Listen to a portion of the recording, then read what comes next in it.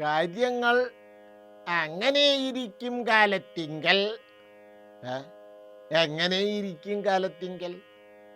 വേദവ്യാസന്റെ മനസ്സിലുണ്ടായിരുന്ന മഹാഭാരതം ഓലയിലായിരിക്കും കാലത്തിങ്കൽ. കാര്യങ്ങൾ അങ്ങനെയിരിക്കും കാലത്തിങ്കൽ വേദവ്യാസന്റെ മനസ്സിലുണ്ടായിരുന്ന മഹാഭാരതം ഗണപതി പകർത്തി എഴുതിയ മഹാഭാരതം മുഴുവൻ ഓലയിലായിരിക്കും കാലത്തിങ്കൽ. എത്ര കൊല്ലം കൊണ്ട്? 3 കൊല്ലം കൊണ്ട്. 3 ആണ്ടുകൊണ്ടു താൻ കൃഷ്ണദ്വൈപായന മുനീശ്വരൻ മഹാഭാരതാഖ്യാനമിഹ തീർത്താൻ ഇതത്ഭുതം എന്നാണ് കൊടുങ്ങല്ലൂർ കുഞ്ഞിക്കുട്ടൻ തമ്പുരാൻ പറയണത്. 3 ആണ്ടുകൊണ്ടു താൻ സാക്ഷാൽ കൃഷ്ണദ്വൈപായന മുനീശ്വരൻ. കൃഷ്ണദ്വൈപായനം എന്ന് പറഞ്ഞാൽ വ്യാസന. അതിൻ്റെ കാരണം ആ പേരിൻ്റെ അർത്ഥത്തിലേക്ക് നമുക്ക് പിന്നെ വരാം.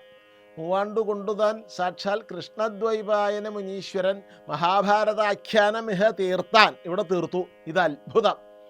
അപ്പോൾ കാര്യങ്ങൾ അങ്ങനെ ഇരിക്കും കാലത്തിങ്കൽ വ്യാസന്റെ മനസ്സിലുണ്ടായിരുന്ന മഹാഭാരതം ഗണപതി എഴുതി ഓലയിലാക്കിയ കാലത്തിങ്കൽ ദേവന്മാർക്കൊരു കൗതുകം തോന്നി. ഇത്ര ദേവന്മാർക്കൊരു കൗതുകം തോന്നി.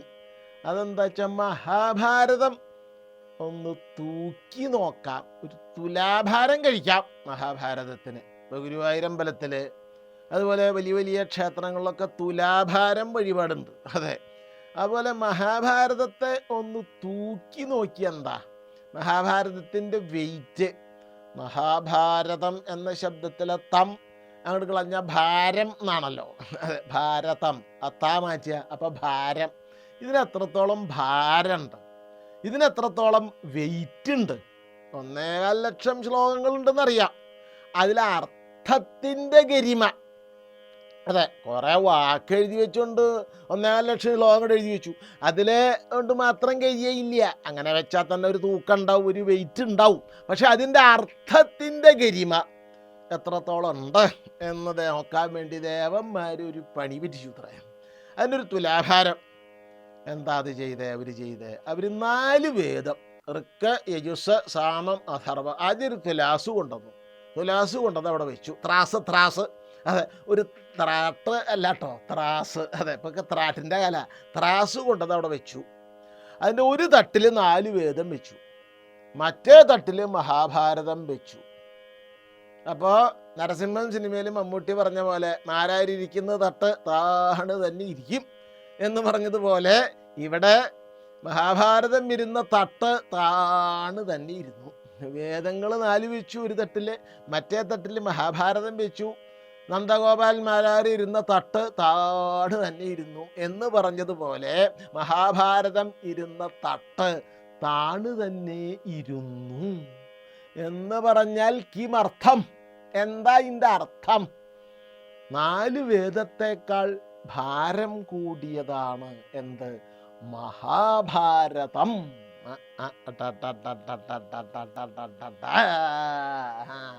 4 വേദം, അതാണ് പരമപ്രമാണം. അതെ, ഈ 4 വേദം ഒരു തട്ടിൽ വയ്ക്കുകയും മഹാഭാരതം മറ്റേ തട്ടിൽ വയ്ക്കുകയും ചെയ്തപ്പം ആരായിരുന്ന തട്ട് താണു. വ്യാസന്റെ മഹാഭാരതം ഇരുന്ന തട്ട് താണ് തന്നെ ഇരുന്നപ്പോൾ അതിൻ്റെ വ്യംഗ്യം അല്ലെങ്കിൽ അതിൻ്റെ സൂചന, അതിൻ്റെ അർത്ഥം, അതിൻ്റെ മീനിങ് എന്താണ്? മഹാഭാരതത്തിന് 4 വേദത്തെക്കാൾ കൂടുതൽ ഭാരം കൂടും. അപ്പോൾ മഹത്വഭാരവത്വാഢ്യം മഹാഭാരതം എന്നാണ്. മഹത്വ ഭാരവത്വാഢ്യം, മഹത്വം കൊണ്ടും ഭാരവത്വം കൊണ്ട് ഭാരഭൂതത്വം അതിൻ്റെ കനം കൊണ്ടും ആഢ്യം ശ്രേഷ്ഠമായത് എന്ന അർത്ഥത്തിൽ മഹാഭാരതം എന്നതിന് പേര് വന്നു എന്നാണ്. മഹത്വം കൊണ്ടും ഭാരവത്വം കൊണ്ടും ശ്രേഷ്ഠമായത്. അങ്ങനെ അങ്ങോട്ട് പറഞ്ഞാൽ മനസ്സിലായി ഇല്ല. പക്ഷേ കുറച്ചും കൂടി ഒന്ന് തെളിയിച്ച് പറഞ്ഞാൽ, കുറച്ചും കൂടി ഒന്ന് സ്ഫുടമായിട്ട് പറഞ്ഞാൽ, സ്ഫുടം എന്ന് പറഞ്ഞാൽ വ്യക്തമായിട്ട് പറഞ്ഞാൽ എന്താണ്? മഹാഭാരതത്തെ കവച്ചു വയ്ക്കുന്നൊരു കാവ്യം ഇനി ഒരാൾക്ക് എഴുതാൻ അത്ര അങ്ങോട്ട് എളുപ്പമല്ല എന്ന് ബ്രഹ്മാവ് പറഞ്ഞിട്ടുണ്ട്. എന്ന് പറഞ്ഞാൽ ഇനി വരാൻ പോകുന്ന കവികൾ, കവിമേഘങ്ങൾ, അതാണ് വരാൻ പോകുന്ന വ്യാസൻ മഹാഭാരതം എഴുതി, അതിനുശേഷം വരാൻ പോകുന്ന കവിമേഘങ്ങൾക്ക്, കവികളെ മേഘങ്ങളായി സങ്കല്പിക്കുക. അപ്പം എന്താണ്? കവിമേഘങ്ങൾക്ക് മഹാർണവം ആണ് മഹാഭാരതം.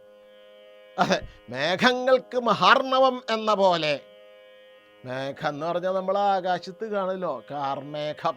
അതെ, ഈ കാർമേഘം. അതെ, ഓട്ടോറിക്ഷ മേഘമില്ല, കാർമേഘമേ ഉള്ളൂ. ബസ് മേഘമില്ല, ടെമ്പോ മേഘമില്ല, ബൈക്ക് മേഘമില്ല, സൈക്കിൾ മേഘമില്ല, കാർമേഘമേ ഉള്ളൂ. അതെ, കറുത്തത് കാറ്. അതെ, കാറ് എന്ന് പറഞ്ഞാൽ കറുത്തത്, പക്ഷെ വെളുത്ത കാറില്ലേ? കറുത്ത കാറേ ഉള്ളൂ, വെളുത്ത കാറുണ്ട്, പക്ഷെ കാർമേഘം. അത് എവിടുന്ന് ഉണ്ടാവണേ? കാർമേഘത്തിന് അടിസ്ഥാനം അർണവം, സമുദ്രമാണ്. കടലിലെ വെള്ളമാണ് കാർമേഘമായിട്ട് മാറി വൃഷ്ടി, മഴ പെയ്ത് ഭൂമിയിൽ എന്തുണ്ടാവുന്നത്? സസ്യജാലങ്ങൾ, കൃഷി, വ്യവസായം. അതെ, environment, green gas emission, green house gas emission. പരിസ്ഥിതി, ഭൂമിക്ക് ചൂട് കൂടാത്രേ, ആഗോള താപനം. മനുഷ്യർക്ക് ആകെ വളരെ ചൂടനെ. ഒന്നാം വാക്കിന് ശുണ്ഠി എടുക്കും, രണ്ടാം വാക്കിന് കയറിയടിക്കും എന്ന് കുഞ്ഞനമ്പ്യാർ പറഞ്ഞ പോലെ. അതെ, ആദ്യം ശുണ്ഠി പിന്നെ അടി. അപ്പോൾ മനുഷ്യരുടെ അകത്ത് ചൂട് ഇങ്ങനെ കയറി വരിക. പ്രപഞ്ചത്തിന് മൊത്തത്തിൽ ആഗോള താപനം, ഗോളത്തിൻ്റെ ചൂട് ഇങ്ങനെ കൂടി വരിക എന്ന് പറഞ്ഞാൽ സൂര്യനിൽ നിന്ന് വരുന്ന ഓസോൺ ലെയറിനെ, അൾട്രാവയലറ്റ് രശ്മികളെ തടഞ്ഞു നിർത്തുന്ന, UV രശ്മികളെ തടഞ്ഞു നിർത്തുന്ന ഓസോൺ ലെയറിൽ ദ്വാര പാളിയുടെ കനം കുറഞ്ഞ് വരിക. അൾട്രാവയലറ്റ് നേരിട്ട് വരും, ഒക്കെ അൾട്രയപ്പോൾ. അതെ, നേരിട്ട് വരും. അതുപോലെ അത് മേഘം എന്താ പറയുക, മഴ കുറയാനുള്ള കാരണം എന്താ വെച്ചാൽ മേഘം തണുപ്പിച്ച് മഴ പെയ്യിക്കാനുള്ള വൃക്ഷങ്ങളില്ല. അങ്ങനെ കുഴപ്പങ്ങളുണ്ട്. ഭൂമി ഇങ്ങനെ ചൂട് പിടിക്കാത്ര. അതെ, അവിടെ കോപ്പൻഹേഗനിൽ കോൺഫറൻസ്, അവിടെ കോൺഫറൻസ്, ഇവിടെ കോൺഫറൻസ്, അങ്ങനെ പ്രശ്നമുണ്ട്. Conference of parties, COP, conference of parties. എങ്ങനെ ആഗോളതാപനം കുറയ്ക്കാം? കോൺഫറൻസ് ഓഫ് പാർട്ടീസ്, COP, കോപ്പ്. ഒരു കോപ്പ് നടക്കില്ല. എത്ര കോപ്പ് നടത്തിയാലും ഒരു കോപ്പ് നടക്കില്ല എന്നാണ് പത്രവാർത്തയെന്ന് മനസ്സിലാവണം കേട്ടോ. അപ്പം ഇങ്ങനെ മഹാഭാരതം കവികളാകുന്ന മേഘങ്ങൾക്ക് അർണവമാണ്, കടലാണ് മഹാഭാരതം. അങ്ങോട്ട് എന്ന് പറഞ്ഞ, അതെ, ഈ മേഘാണല്ലോ മഴയായിട്ട് പെയ്യണേ. അതെ, മഴ പെയ്ത് നമ്മൾ കണ്ടു സസ്യജാലങ്ങൾ സൃഷ്ടിക്ക് ഉണ്ടാവണത്. അതുപോലെ കവികളാകുന്ന മഹാഭാരതത്തിൽ നിന്ന് ഉയർന്നു പൊങ്ങുന്ന, മഹാഭാരതമാകുന്ന മഹാസമുദ്രത്തിൽ നിന്ന്, മഹാർണവത്തിൽ നിന്ന് ഉയർന്നു പൊങ്ങുന്ന മേഘങ്ങളാകുന്ന കവികൾ, പുതിയ കവികൾ മഴ പെയ്യണം, അതായത് സൃഷ്ടി നടത്തണം. വൃഷ്ടി, മേഘം യഥാർത്ഥത്തിലുള്ള നമ്മൾ കാണുന്ന മേഘം വൃഷ്ടി നടത്തുമ്പോൾ കവിമേഘങ്ങൾ കാവ്യം വർഷിക്കണം. മറ്റേ മേഘം വെള്ളമാണ് വർഷിക്കുന്നത്, ജലമാണ് വർഷിക്കുന്നത്. ജലം എന്ന ശബ്ദത്തിന് അമൃത് എന്നർത്ഥമുണ്ട്, ജലം എന്ന ശബ്ദത്തിന് വെള്ളം എന്നർത്ഥമുണ്ട്, അമൃത് എന്നും അർത്ഥമുണ്ട്. വെള്ളം കിട്ടാണ്ടിരിക്കുമ്പോൾ കാണാൻ കളി. അടുത്ത നൂറ്റാണ്ടിലെ യുദ്ധം വെള്ളത്തിന് വേണ്ടിയിട്ടാവൂത്രേ, വെള്ളം ഇല്ല കുടിക്കാനേ. അപ്പോൾ മറ്റേ വെള്ളം ഉണ്ട് കേട്ടോ, ഏത് ബീവറേജിലെ വെള്ളമുണ്ട്, ചുടുവെള്ളമല്ല. അതെ, തീത്തൈലം, തീവെള്ളമല്ല. വെള്ളം എന്ന ശബ്ദത്തിന് അമൃതം എന്നർത്ഥമുണ്ട്.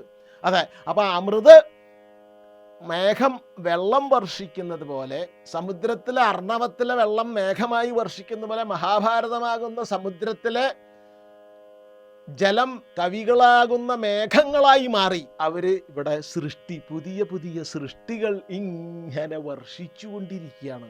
അതുകൊണ്ട് 4 വേദത്തേക്കാൾ ഭാരം കൂടിയ മഹത്വം കൊണ്ടും ഭാരവത്വം കൊണ്ടും ആഢ്യം ശ്രേഷ്ഠമായതാണ് എന്ത്? മഹാഭാരതം. മഹാഭാരതത്തിൻ്റെ അനേക മഹിമകളിൽ മഹിമ, ഇടത്തുനിന്ന് വലത്തോട്ട് വായിച്ചാലും മഹിമ, വലത്തുനിന്ന് ഇടത്തോട്ട് വായിച്ചാലും മഹിമ. മഹിമ, ഇങ്ങോട്ട് വായിച്ചാലും മഹിമ, അങ്ങോട്ട് വായിച്ചാലും മഹിമ. അപ്പോൾ മഹാഭാരതത്തിൻ്റെ മഹിമ, ഒരു മഹിമ അതാണ്, ഒരു മഹിമ ഇതാണ്. അത് പിന്നീട് വരുന്ന തലമുറയിലെ കവികൾക്ക് കവിമേഘങ്ങൾക്ക് സമുദ്രമാകുന്നു.